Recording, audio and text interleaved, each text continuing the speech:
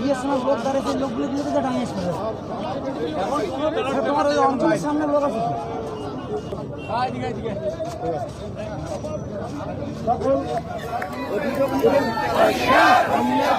কি ঘটনাটা ঘটেছিল দাদা? আরে কি বললাম তো যে আসছিলাম দিনাটার থেকে কুচবিহারে, আমার জেলা সভাপতির সাথে আমার ইয়ে হয়েছে, অ্যাপয়েন্টমেন্ট ছিল, আজকে আমরা কিছু আলোচনা ছিল।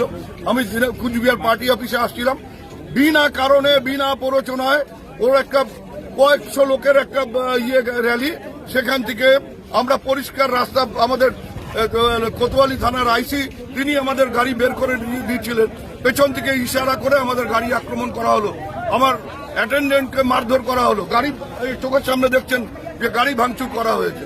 এই গুন্ডামি কুচবিহারে হচ্ছে, গুন্ডামি করা হচ্ছে, একদম ইন্টেনশনালি গুন্ডামি করে ভোটে অশান্তি করবার চেষ্টা হচ্ছে।